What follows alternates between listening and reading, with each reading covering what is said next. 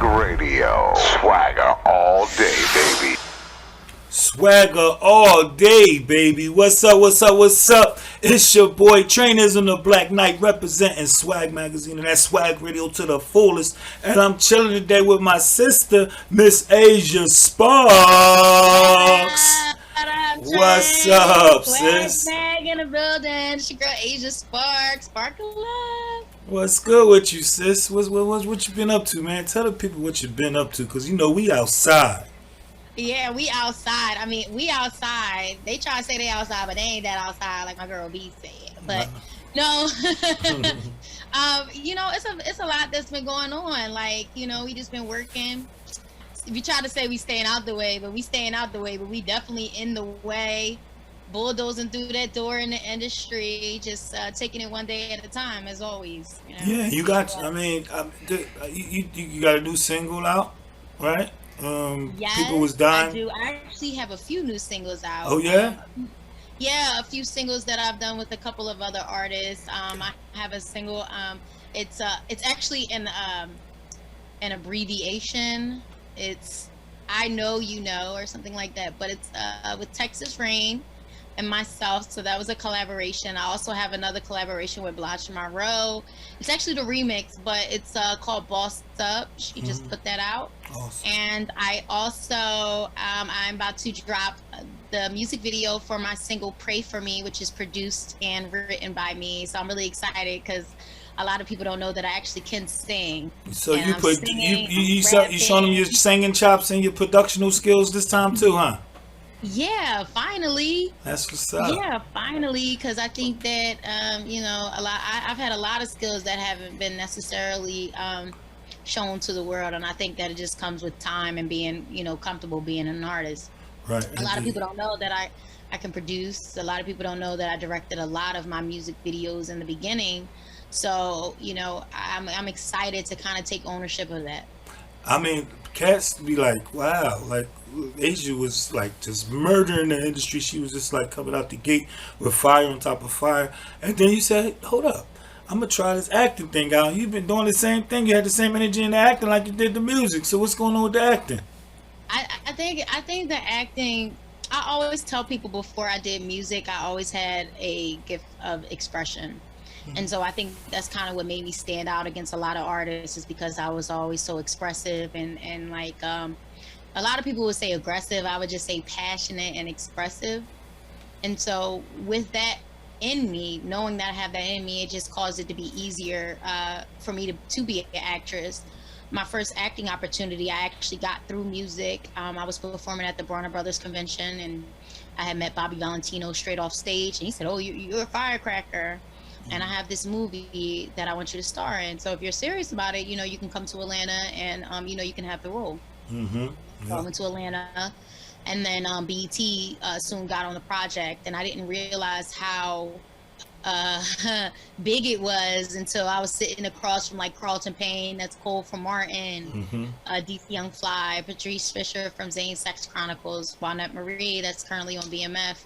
And I was like, wow, okay, I'm a serious actress now. Real, like, right. Yeah. Right. So and then after that, it just, you know, just spiraled, and I was just so fortunate that every acting opportunity that I did get was I was able to put my music in, right? So it was like a brand integration. I could do both at the same time. So why not? You know, Indeed. Why not? And you know, just recently I just did Double Cross season 3, and that was amazing throughout the whole season. That was awesome. And a lot of talented people in that. Yeah, it was. And you know, Double Cross is like a little family, because you know, I've gotten so many opportunities just from Double Cross, and currently this year I have 3 other movies that I'll be starring in as well. Awesome. You'll also see me in a movie called Phels High with Omari Hardwick. You'll also see me in a movie on Lifetime called End of the Line. And you know, I'm working currently, I have 9 scripts myself, and so with this being my first movie, I produce, a lot of people don't realize I produce a lot of movies. I have a movie called Dirty Game that's coming out that I produced. That's with Jamal Gravy. That's with the shooter from Love and Hip Hop and Make Money Records, OG Mall. I produced that. I produced another TV show called Brother Wolf. And so I'm really excited to have the world see the actual scripts that I wrote. And it's actually funny how I got into directing. I was kind of tired of them giving me like the baddie role, and I was like tired of playing like the villain. Even though I played like a scientist before, I played like, I played a cop. I just wanted more opportunities for myself where it didn't put me in the bad guy role. Indeed. And so I started writing myself, just like Marlon Wayans and Sean Wayans. I started writing myself in my own scripts. That's what the great ones do, right? Yeah, but it's a challenge. It's a big challenge because it's hard enough to direct and produce something that you're not in. Because when I did Dirty Game, I produced it and I played the lead, and that just fell on my lap. But for me, it's like I got to direct this. I'm also going to be executive producer, putting most of the money behind it. I'm also doing the casting because I want my vision to come to life, and I want to see the people that I want in there. But I'm also starring in it. Awesome. And so a lot of people don't realize how much work it takes to create a film, but I'm just so lucky to have the support of a lot of professional people and a lot of people that do know what they're doing. So I'm not rushing the process. Well, you're vivacious and tenacious, so if anybody could do it, you could do it. You don't stop. Yeah, and don't forget a little bit slightly insane. I don't think, well, you gotta have some of that. You have to have a little that. bit. You gotta have a touch of that. You gotta have a touch of that. Yeah. But man, listen, man, you've entertained so many people. I mean, you got fans from your music, and then now what you do on the big screen and the silver screen, and that's a beautiful thing. And they're loyal to you too. You got your spark. Your sparks are like loyal. What you dedicate that to? Yeah, I dedicate that to myself. I know this sounds a little selfish, but what I mean by that is I dedicate it to myself because I know what it's like to not feel heard or not feel seen, right? So it makes a difference when you can have somebody that is on the big screen, somebody that you look up to, say, hey, I can relate to you, and have that humility. And I dedicate that honestly to myself and to my experiences, to my pain. I dedicate that to the times where I didn't feel like I was good enough or heard. And I do want people to look at my music or to look at me and say, dang, I can relate to that. And, she's doing this in such a raw form, and she's doing this in such a vulnerable state. And I think that nowadays people are kind of afraid to be vulnerable. Everything is all about egos and superficialness. And I'm not one of those people who are afraid to say, hey, I'm hurt today. I'm not perfect, Can we we're gonna take a quick commercial break, but when we come back, I want to talk about your activism and the things that you did in that nature. Okay, can we do that? Okay, yes, let's do it. That's right. Swag Radio, this is how we do it, baby. What's up, it's Angela Yee from The Breakfast Club on Power 105.1, and you are checking out Swag Magazine. You already know what it is, nigga. Yeah, got the album out. Welcome to Philadelphia. You already know what it is. Shout out to Swag Magazine. Support Philadelphia. We in the building. Spark up. They just sparked them out. Swag Magazine. I love y'all. Every time I have some of y'all come out and support, I love Swag Magazine. You guys really support me. Make sure y'all go get it with me on the cover. It's only right. Look at that. Married to Hip Hop. Look at that pretty face. Talk to the real, you got live Philly Hip Hop on Swag Magazine. Still got that Swag Magazine. You're now tuned in to Swag Radio, one of the hottest radio sites out right now. It's Lee Mason, live in the studio. They kicked it with me all day. Mic check 1 2 1 2 215 Philadelphia in the house. Hey, this is Jermaine Bryson, aka the Husky Bruiser. This is Trevain Bryson, aka Pockets. And we are Mosaic Flow, and you're checking out Swag Magazine. The future of radio. This is how we do it, baby. This is how we do it. Yeah, baby. We back, and we here with the lovely, the talented, the hardworking Miss Asia Spark. So before we went to commercial break, I had asked you about your activism, because when things was heat and hot, you was on the front line, and I was like, look at my sister. I was seeing you on the news and all kinds of things. So what was up? Well, I think that when the pandemic first hit, Everybody was in the house. You know, everybody was like stuck inside. And I think everybody was just trying to figure out what this thing called life and what the meaning behind it was, right? And so when George Floyd had got killed, it kind of hit a nerve, because it could be any of us.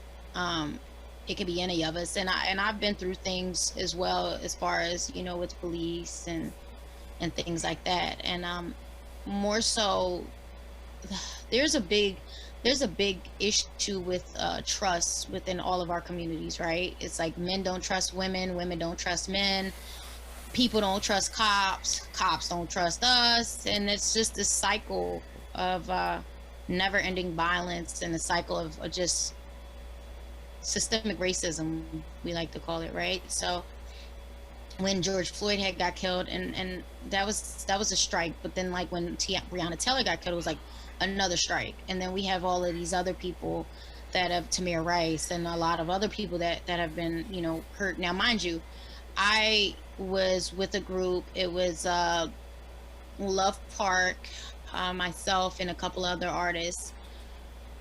We got together. This is way back when Trayvon Martin had got killed. We had got together, and we had met at the gallery. I think it's called something else at the time, but we had met at the gallery, and we sat down and we talked about all of the issues that were going on. And this is way before George Floyd got killed. And we said, okay, we're going to come out with a song called Hands Up, Don't Shoot. And we're all just going to put together a collective, Hands Up, Don't Shoot, Philadelphia. And we're going to put up, you know, a collective to create awareness, but also build our communities up. So we came together, and I got with a couple of artists, and we came out with the song Hands Up, Don't Shoot, and it was shot and directed by Robbie Live. And we put it out, and, you know, we had real live news clippings of, you know, what was really going on. And, you know, I had, you know, I started the verses off, and it was something that was really important to me. And then when everybody started to come outside, and it was a lot of talks. It was a lot of talk between, you know, when you're in that type of industry, you kind of hear things that's going on, like the looting and things like that. So I told myself, you know, I have a nursing background. I really don't know what else I can do. I mean, I was going out to the protest playing Hands Up, Don't Shoot, but really, what is that actually doing? You know, all we do is talk about it, and nobody's actually moving on it. So what is it actually doing? So in the heart of the pandemic, I said, you know, there's going to be a lot of people protesting out there. It's going to be a lot of people that's out there, you know, they could possibly get hurt. It's going to be a lot of kids making a lot of big mistakes and things like that. So I said, I got nursing talents, I got hands. Yeah. I'm going to and you have a presence, and your presence was greatly needed out there. I mean, because some people kind of like really followed your lead, and if you guided them in the right direction, then that's everything right there. And that's what that's what I was saying from where I was sitting at. Very proud of you, very proud of you. But yeah, it was sort of, I wouldn't necessarily follow my lead, because only I was out there, right, and it was a lot of kids getting hurt. It was a lot of explosions, and we would help these kids get them to the hospital. And just like there was on CNN right there on 676, we all got tear gassed being on 676. And so when everybody was getting tear gassed, it was on CNN, everybody was screaming and crying. I was there, and I actually got tear gassed, but you know, just pulling those kids up, and you know, everybody's crying, and you know, it was an eye-opener, really, because it just shows like people all like the way the mainstream media had made it seem as if like everybody was out there looting, and it was like just a bad energy, and we were here to destroy the city. That's not true. Being a nurse, just standing by, I was out there, right, Asia Sparks, and I'm wearing scrubs, but being a nurse standing by, it was like, it really was a good energy. Mm-hmm. For the most part. Yeah. Once the loot began, I was like, I know. Right. But honestly, I realized with politics, I wanted to say, like with activism, it's a lot of division. It's a lot of division too, because you have some people that are here for breaking things and here for, you know, getting what I can't knock you out, getting stuff, and then you got people that believe in nonviolent protesting, and then you got people that's in the middle, and like myself, that want to get their voices heard and screaming at the National Guard, but also don't want to run stores and don't believe in that. Right. So it was like you really see how much division is in it. It's horrible. It's horrible. We a nation that's definitely divided.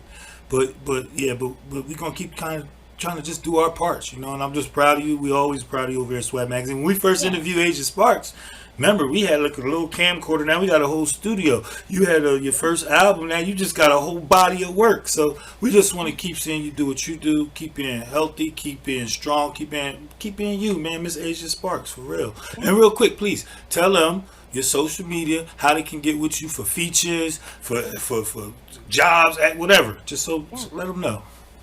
Yes, okay. So you can follow me on Instagram at SparkleGirlA, SparkleGirla.